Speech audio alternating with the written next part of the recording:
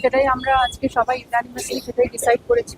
কারণ এটা আমাদের মানবিকতার লড়াই, এবং মানবিক ক্ষেত্রে আমরা মনে করি যে আমরা শিল্পীরা ভীষণই আবেগপ্রবণ, এবং তাদের জন্য সেটা যে কোনো লিমিটে আমরা চলে যেতে পারি। কিন্তু তার সাথে সাথে যেরকম আমরা মানে আবেগপ্রবণ, কিন্তু আমাদের প্রিকশনের জায়গাটাও মানে একটুখানি আমাদের মানে ভাবতে হবে।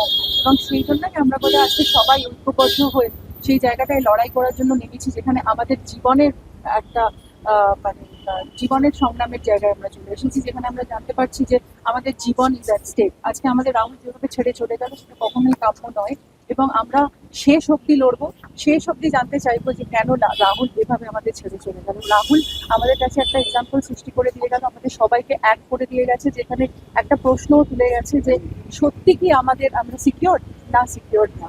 তো সেই জন্য আমরা সবাই ঐক্যবদ্ধ হয়ে এটা আমরা ডিসিশন নিয়েছি। এখানে কোনো ভাগাভাগি নেই, সব সব সব ফ্রেটার্নিটি এক জায়গায় চলে এসেছে, আমাদের পুরো ফ্রেটার্নিটি।